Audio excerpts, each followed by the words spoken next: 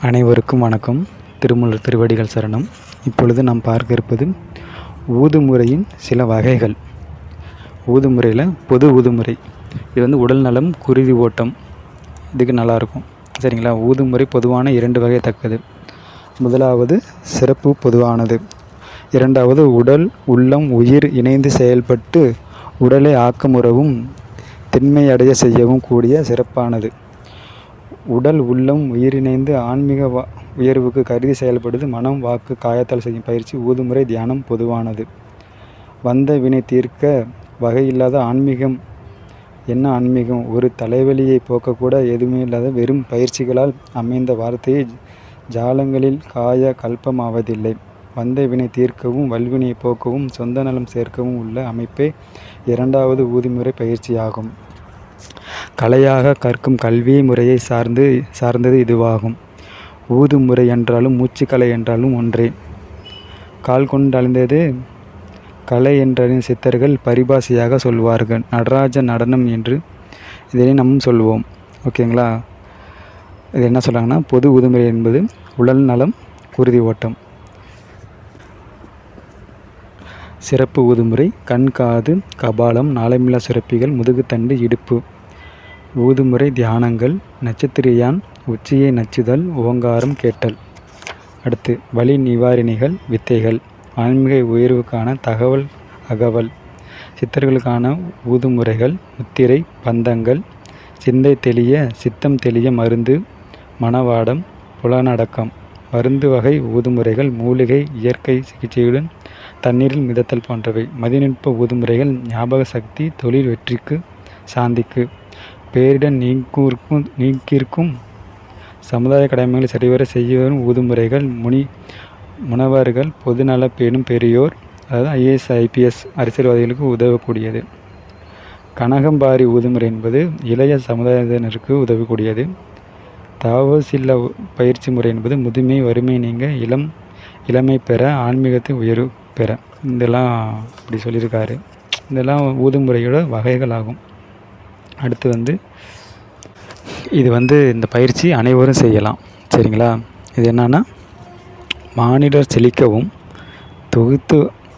மானிடர் செழிக்கவும் அனைத்து வகையான நன்மையும் பெறவும் இந்த ஊதுமுறை நம்ம செய்யலாம். இதில் என்னென்னா, எழுதல் பயிற்சி. ஃபஸ்ட்டு என்னென்னா, காலையில் சரம் பார்த்து துயில்தல், எழுதல். கண், காது, கதுப்பு, முகவாய் மற்றும் கன்னங்களை உணர்வு பெற செயல்தல். தன்னூஞ்சல், படகு வலித்தல், அர்த்த பத்மாசனம், மந்திரத்துடனான அபயலிங்க முத்திரையுடன் கூடிய இரட்டி விதி, அதாவது குரு மூலம் அறிக பழகுதல். கட்டிலை விட்டு கீழே இறங்கும் பயிற்சி. அர்த்த சூரிய வணக்க பயிற்சிகள் ஒரு முறை. அகட்டிய கால்களில் உள்ள பெருவிரல்களை கைகளால் மாறி மாறி தொடல், அதாவது திரிகோணாசனம் 5 முறை. உட்கார்ந்து எழுதல் 5 முறை. குப்புற கவிழ்ந்த நிலையில் கைகளை ஊன்றி அழுத்தி எழுதல் 3 முறை. தொடர்ந்து தண்டால் 3 முறை.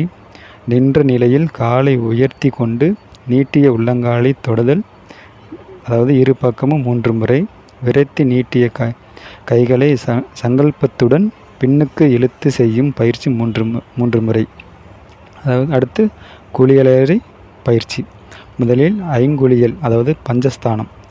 அடுத்து சிறு நடை இயங்கும் அங்குமான வீட்டுக்குள்ளேயே தானே மலம் கழிக்கும் உணர்வுடன் வந்தவுடன் மலம் கழித்தல், பல் துலக்கல், மலத்தல் போன்றவை. அதாவது நாக்கு சுத்தம் பண்ணுறது. ஆண் பெண் இருபாரலும் குரு ஆற்றலின்படி செய்யும் குளியல் பயிற்சி முறையாகும். தீட்சை பெற்றோர் செய்ய வேண்டிய கடமைகளும் உடம்பை துடைத்த பின் குளியறையை விட்டு வெளியேறுதல் வேண்டும். யோகா அனுபவ பயிற்சி என்னன்னா, அடுத்து முழு சூரிய வணக்க பயிற்சி. சர்வாங்காசனம், மத்தியங்காசனம், பத்மாசனம், வீராசனம், கோமுகாசனம், சிரசாசனம், பொது ஊதுமுறை தியானம். அடுத்து ஊதுமுறையில் என்ன சொல்கிறாருன்னா, சடலத்தை கிடத்தல், அதாவது சாவாசனம். நினைவை உச்சிக்கு வைத்தல். ஓம் லீராவணி மந்திரத்துடன் ஊதுமுறை செய்தல். செய்யும் இடங்கள் புருவம், நாசிகள், கை கால்கள், கருவாய், எருவாய், நடுநாடி, அர்த்த நாரீஸ்வரனாக ஊதி 6 ஆதாரமும் கடக்கலாம். நினைவை உச்சிக்கிருந்தபடி வெட்டவெளி யோகம் செய்தல். உணர்வை உடம்பில் நிலைக்க நினைத்த இடத்தில் பெறுதல். ஊதுமுறை பயிற்சி ஆதார நாடிசுத்தி பயிற்சியாகும். அதன்பின் தினம் ஒழுக்க பயிற்சிகளாக மேற்சொன்ன பயிற்சிகளில் தவமாய் இருந்து நிதானத்துடன் தினமும் கனகம் பாரி தியானங்களுடன் முதல் 3 ஆண்டுகள், அதாவது 3 ஆண்டுகள் தவசில்லா செய்ய மனம் செம்மையாகும். தன் உணர்வு தன்னை அறியும் அறிவை சரியை கிரியையால் பெற இயலாது. யோக ஞானத்தால் மட்டும் அடைய முடியும். ஆதிய துன்னறிவு முதல் எழுத்து என்றும் விந்தே அறிவு என்பதாகும். அது அறியும் அறிந்த முதல் எழுந்து எழுச்சி என்பது விந்தாகும். பசிதாக காம உணர்வுகளால் வீணில் கழிக்கப்படும் விந்து சக்தியானது யோக ஞானத்திற்கையில் திருவினையாக மாறும். நிதானத்துடன் தானம் தவம் செய்து யோக இருக்கையில் அமர்ந்து தியானித்திருக்க வேண்டும். சாதகர் சித்தத்தால் ஐம்புலன் கட்டுக்குள் வந்து 5 அடக்கல் ஆற்றும் ஆற்றல் அறிவர் பெறுவர். அப்படி பெற்றால் சித்தாத்ம யோகிகள் சாதனை மூலம் பாவம் போக்கும் கங்கையைப் போல் உடலுக்குள் விந்து சக்தியானது மரணமல்ல பெருவாழ்வை அளிக்கும். உடம்பில் அமிர்தமான தாரணை கொள்கிறது. அபாயலிங்கமான முத்திரையுடன், அதாவது அபாயலிங்க முத்திரையுடன் ரெட்டிருப்பு இருக்கையில் உரித்திருத்த நாடியில் கருத்திருக்கும் கபாலம் ஏற்றி விந்து சக்தியை அமுத சக்தியாக ஆனந்த ஜோதியான ஆத்மா, அதாவது விந்து அமுதமாக மாறுகிறது. தமிழ் அமுது இயற்கை முருகன் ஈந்த அச்சார படிகளில் ஏறி 6 ஆதாரங்கள் 6ஐயும் கடக்கும் போது வினையான சூசுமங்கள் பிடிபட்டும் பிற்றிற்று முதல் அக்னிர வரை ஊறிய காமத்தால் விந்தழியும். அதையடுத்து உத்திம கமலத்தில் வைத்து கவனத்தால் நந்தியை ஏற்றலாம்.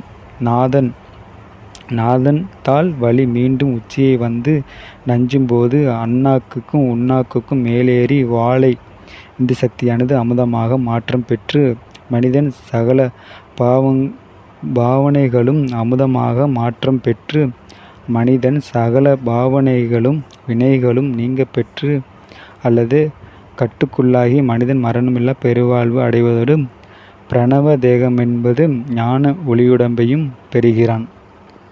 அடுத்து அமுத காற்று சிகிச்சையில் உள்ள தீவிர தர பயிற்சிகள் 16 ஆகும். அவை பாதம் நடு, பாயிறு நடு, பாணி நடு, இடுப்பு நடு, குண்டிக்காய் நடு, முளைக்காம்பு நடு, புஜம் நடு, கழுத்து நடு, கன்னம் நடு, உதடுகள் நடு, முக்கு துவாரங்கள் நடு, காது நடு, கண் நடு, மூளைப்பாகங்கள் நடு, பிட்யூட்டரி, பீனியல் நடு, நெற்றிக்கண், பிடரிக்கண் நடு. குறிப்பு என்னன்னா, உழைத்து களைத்தவர்கள், விளையாட்டு வீரர்கள், சளைக்காது வீட்டு வேலை செய்யும் பெண்கள், தடகள வீரர்கள், தொடர் ஓட்டப்பயிற்சி ஆட்டப்பயிற்சி செய்கிறவர்கள், எவ்வித பயிற்சிகளும் செய்யாமல் உழைச்சதை போட்டு அதிகம் எடையால் துன்புறுகிறவர்கள், மந்தகதி உடையவர்கள், பொதுவில் ஆரோக்கியம் வேண்டுமென்று எல்லோரும் நல்லவனாக அமுத காற்று சிகிச்சைகள் இவையாகும். மூச்சு பயிற்சியுடன் தனுகர உதவியுடன் பாரம்பரையை இணைத்து சத்தத்துடன் காற்று வெட்ட வெளியில் இருந்து இப்பயிற்சியை செய்கிற போது உடலுக்கு அமுத காற்று கிடைக்கிறது. இக்காற்று சகல நோய்களையும் நீக்குகிறது. இது ஒரு இயற்கை சிகிச்சை ஆகும். அடுத்து பந்தங்கள் என்னன்னா, இந்த பந்தங்களுக்கு ஒரு திருக்குறள் வரும் பாருங்க. ஒருமையில் ஆமை போல் 5 அடக்கல் ஆற்றின் எளிமையில் ஏமாப்புடைத்து என்பதாகும். சம்மயம் என்ற யோக வார்த்தைக்கு 3 அடக்கல் என்று பெயர். அவை முறையே அஸ்வினி முத்திரை, அதாவது மூலபந்தம், வயிற்றை இயக்கச் செய்யும் பயிற்சி; உட்டியான பந்தம், கழுத்தில் செய்யும் பயிற்சி; ஜலாந்திர பந்தம் ஆகும். இம்மூன்று பயிற்சிகளையும் ஏக காலத்தில் செய்யும் மனிதனுக்குள்ள மந்தகாசனம் தீர்ந்து பிரகாசம் உண்டாகும். இவற்றுடன் அண்ணாக்கு உண்ணாக்கு சேரும் உலவா பந்தம் முக்கண்ணையும் சேர்க்கும். சித்தர்கள் சொல்ல கண் புருவ போட்டு பயிற்சியும் சேர 5 அடக்கல் பயிற்சியாகும். இவ்வாறு அறியப்பட்ட 5 அடக்கல் பயிற்சியானது அந்த கரணங்களுக்கு உதவி செய்கிறது. என்னென்ன பந்தங்கள்னா, அஸ்வினி 3 பந்தம், அஸ்வினி முத்திரை, உட்டியான பந்தம், ஜலாந்திர பந்தம், இது 3 செய்யணும். ஓகேங்களா? அடுத்து நம்ம அடுத்த பயிற்சி என்னன்னா சூரியனுக்கும் சந்திரனுக்கும் வணக்கம் செய்யணும், நவகிரக தவமும் செய்யணும், தியானமும் செய்யணும். இத்துடன் இந்த பயிற்சி முடிவடைகிறது. மீண்டும் அடுத்த பயிற்சியாக சந்திப்போம். நன்றி, வணக்கம். திருச்சிற்றம்பலம், தில்லையம்பலம். ஓம் நமச்சிவாய, ஓம் நமச்சிவாய, ஓம் நமச்சிவாய.